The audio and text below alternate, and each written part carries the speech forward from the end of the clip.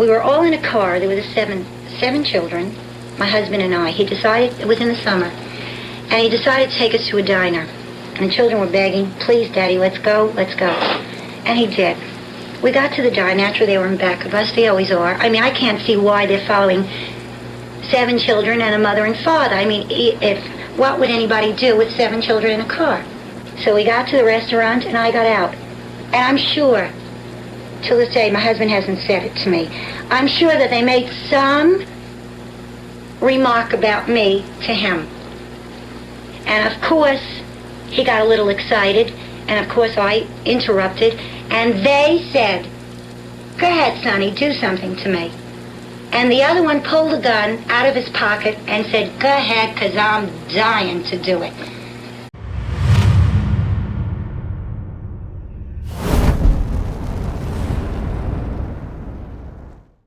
John Sonny Franzese was born on February 6, 1919 as Giovanni Carmine Franzese, which was his true name. It is said that Sonny was born on the ship while en route from Naples, Italy to Ellis Island, New York. Sonny grew up and resided for the first 30 years of his life in a 3-story apartment house in Brooklyn's Greenpoint section. In 1942, he got married to a girl named Ann Schiller, and they had 3 children together before they later got divorced. He got married a second time to a young nightclub hostess named Cristina Capobianco, who went by the name Tina. She had a young son from a previous marriage that Sonny adopted, and she and Sonny had 3 other children together. By 1961, the Franzese family relocated to the exclusive and newly built Hamilton Park section of Roslyn on Nassau's North Shore. Sonny and Tina, with their 7 children in tow, were now firmly settled into suburbia.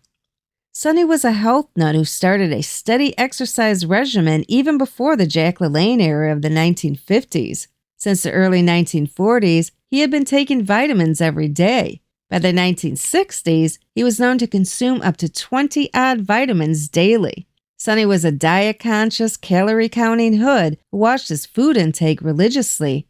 He also kept fit by regularly lifting weights and dumbbells in his home basement long before it became in vogue. He never smoked cigarettes or drank alcoholic beverages either, even though he frequented and owned bars and nightclubs his entire life.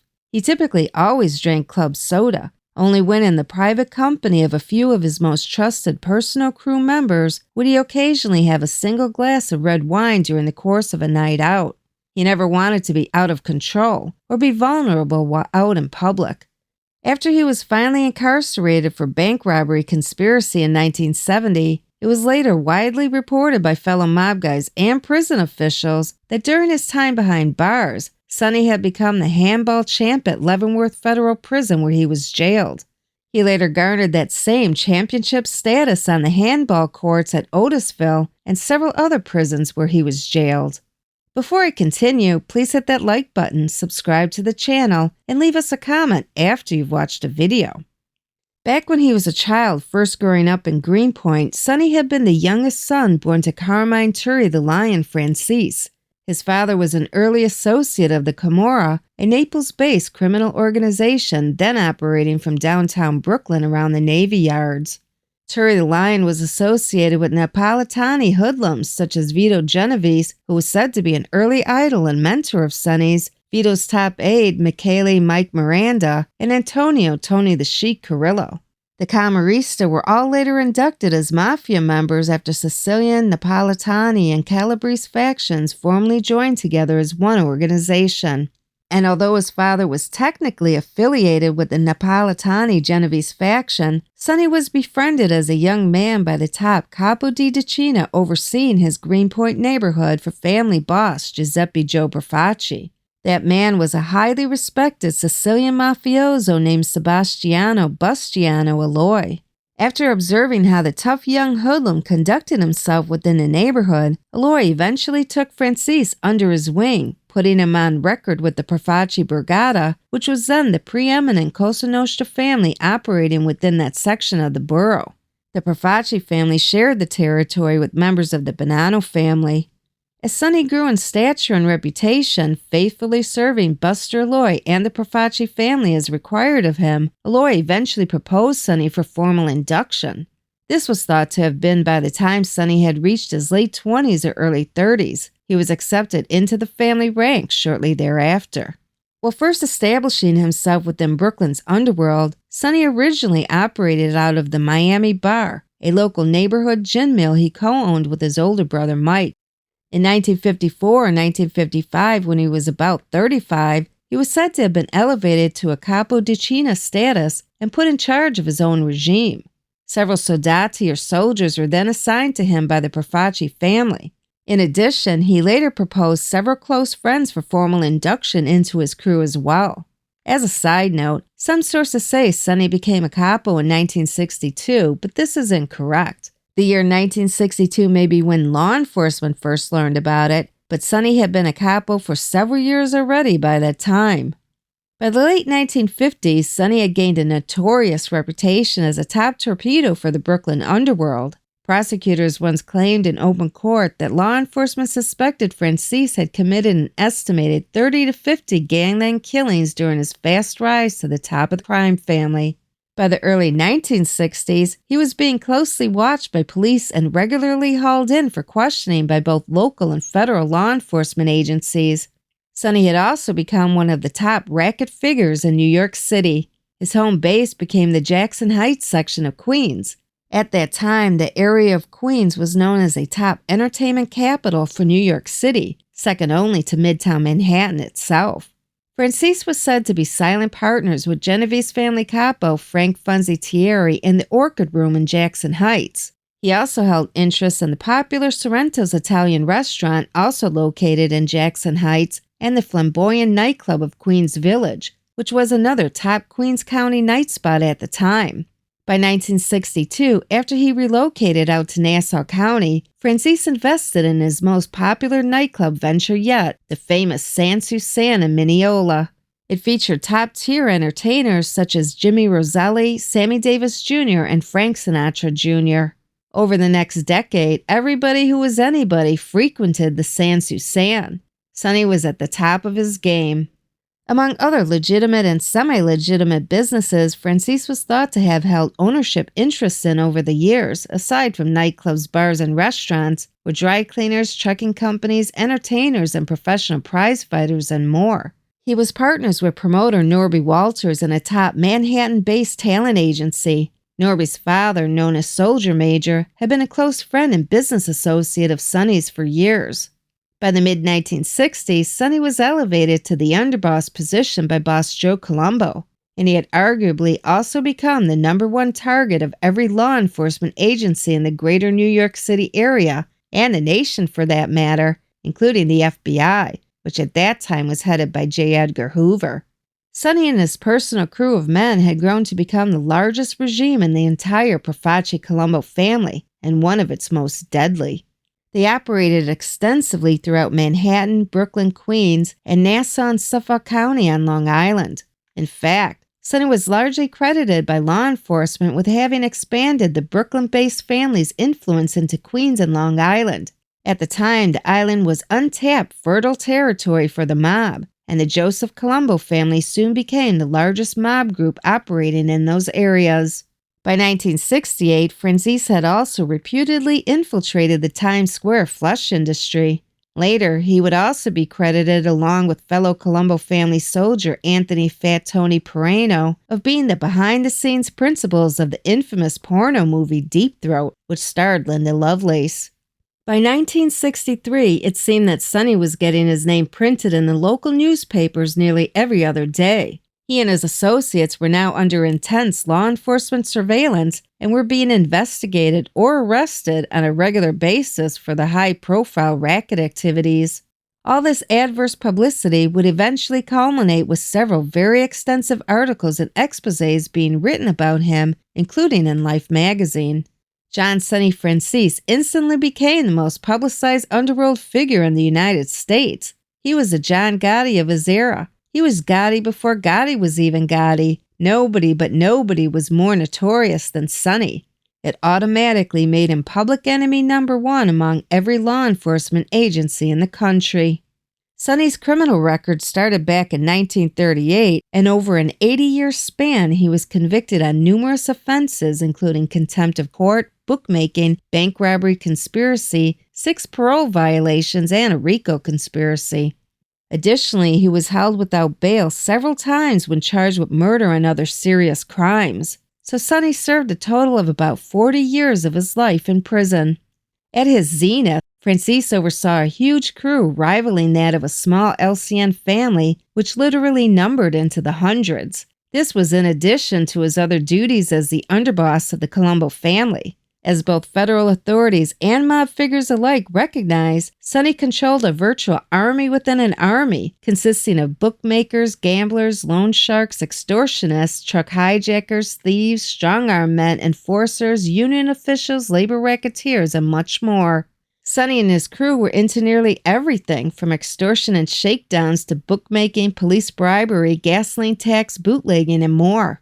The one exception was drugs. Sonny was never known to mess around in the drug business, but pretty much everything else was on the table and fair game. His personal core crew, consisting of his closest confidants, friends, and mob associates, easily numbered 40 to 50 quality, capable men.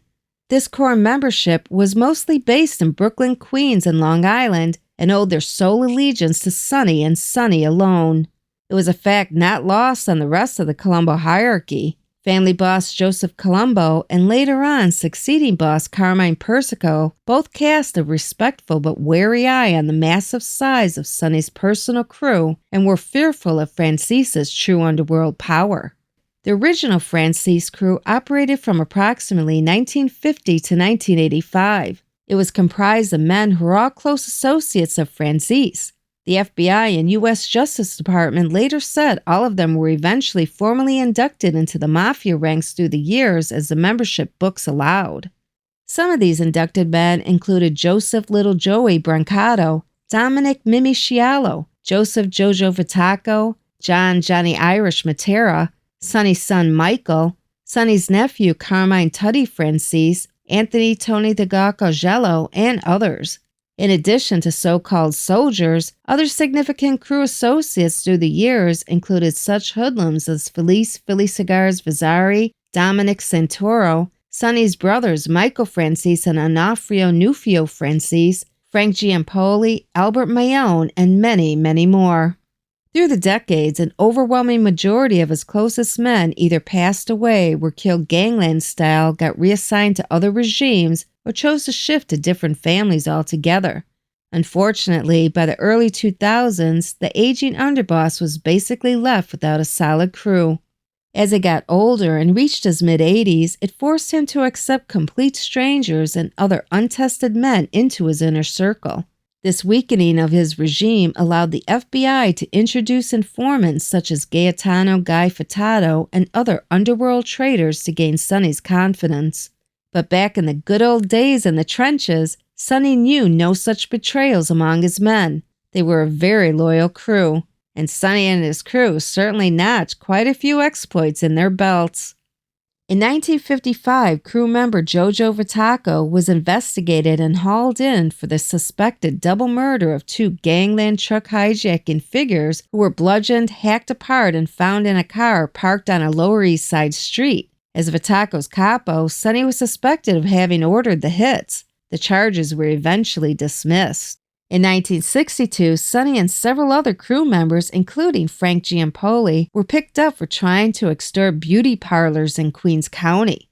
Franzese and his minions were accused of releasing mice and swarms of bees into targeted beauty shops to scare away screaming women customers in order to ultimately coerce beauty shop owners into paying him weekly protection money. These charges were also dismissed.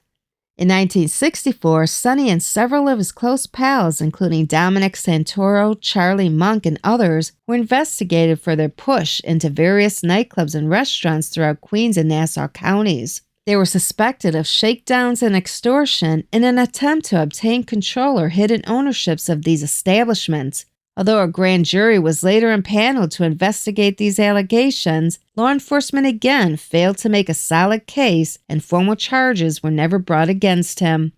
In 1966, Franzese was suspected of being a behind-the-scenes conspirator after his bodyguard and driver, John Matera, was one of 5 men arrested for a brazen armed robbery of nearly 100 safe deposit boxes at the plush Harbor Island Spa and Hotel in Miami Beach, Florida. Authorities said over $2 million in jewels and cash were stolen, none of which was ever recovered. At the time, it was recorded as being the largest cash heist in Florida's history. Sonny was never charged, but Matera ended up getting a life sentence after conviction. Also in 1966, Sonny, Matera, William Crabb, and others were arrested, indicted, and later went to trial for the gangland execution of a notorious underworld hitman turned informer named Ernie the Hawk Rupolo. After mysteriously disappearing, Rupolo's body washed ashore in Jamaica Bay several weeks later. Police said it was a textbook gangland rub-out. An autopsy later revealed that Rupolo had been repeatedly shot, stabbed, and gutted. His body was then wrapped in heavy motorcycle chains and attached to several cement blocks at the ankles. Then it was dropped into Jamaica Bay in Queens. But despite his stomach and lungs having been ripped open so he wouldn't float, Rupolo's body still popped up anyway. After a highly publicized trial, Sonny and company were acquitted of all the charges. Years earlier, Rupolo had testified against Mafia boss Vito Genovese for the murder of Ferdinand the Shadow Baccia. Some said that Sonny had a special extra incentive to kill Rupolo as a favor to his dear friend and underworld idol. Authorities said that Sonny had architected the murder with an artistic mob flair toward perfection, since Vito, who died in prison in 1969, was watching admirably from the sidelines while serving prison time in a narcotics conviction. As though this cavalcade of back-to-back criminal cases wasn't enough to bury any aspiring hoodlum, many of which we didn't even include in this video, there was an even more infamous one that happened in that apparently golden year of 1966. Sonny, Matera, and several other members of his crew were accused by the FBI of operating a ring that had robbed banks in various states across the country, including New York, Utah, and Massachusetts. Sonny was specifically charged with multiple counts of bank robbery conspiracy, but unlike all of his other arrests and accusations, this one was different, much different. The entire complexity and depth of this case is way too voluminous to be explained properly here, but this is a criminal case that would be Sonny's downfall. And we can safely say that this case was a complete frame-up of Sonny that was orchestrated by none other than FBI Director J. Edgar Hoover himself. It's been alleged that the U.S. Justice Department conspired with certain federal agents, federal prosecutors, and the federal judge who actually conducted Franzese's trial, and his later conviction was allegedly ordered from the highest levels of the federal government back in Washington, D.C. The bottom line is that John Sonny Franzese was getting way too big for his own good. Both law enforcement as well as several key members of the underworld wanted him out of the way. FBI Director J. Edgar Hoover was said to have been embarrassed by Franzese's high profile and seeming impunity from the law. He eventually ordered his agents to get Franzese at all costs, so they did.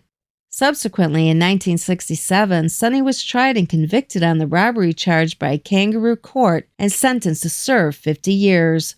After serving only 9 years behind bars, he was able to make parole in late 1978. But in the ensuing years, Sonny violated his parole at least 6 times on minor technical violations.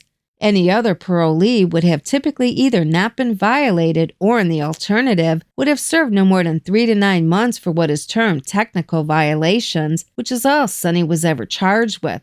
But Sonny Franzese was not a typical case. So his alleged meetings with other men who had a criminal record was not considered a minor violation. It was repeatedly used by the U.S. Justice Department to bury him. Because of his notoriety, Franzese was always sentenced to serve at least 2 years incarceration. Several times he was sentenced to 4 years, and once to an unconscionable 8-year jail term just for parole violations.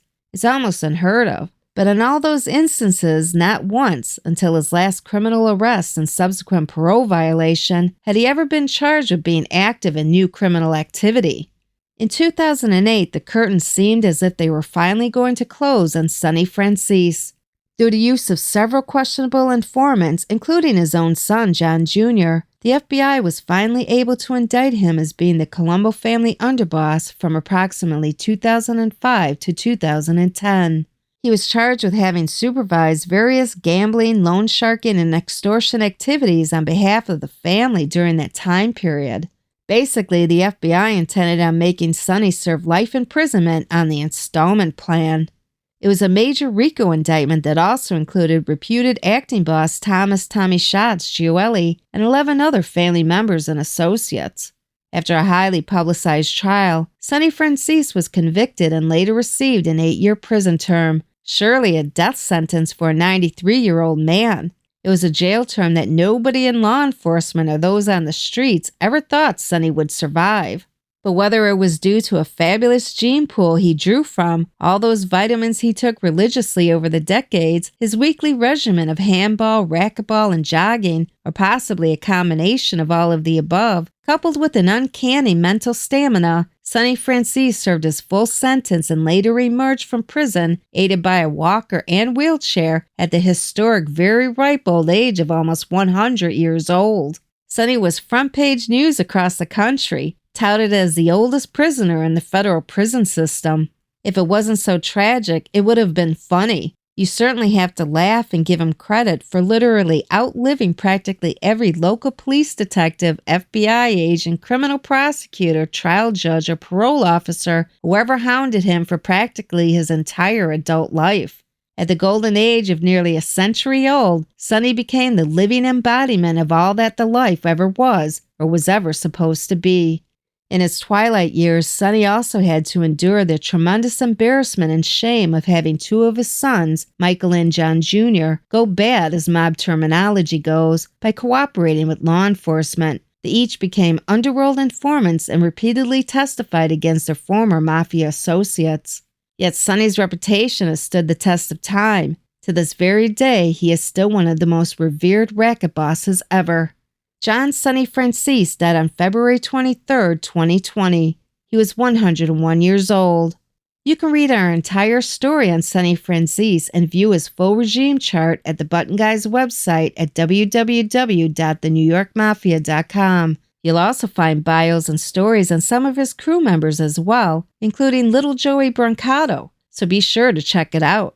But before you go, please hit that like button, subscribe to the channel, and let us know your thoughts about the video in the comments below. Thank you for watching. Until next time.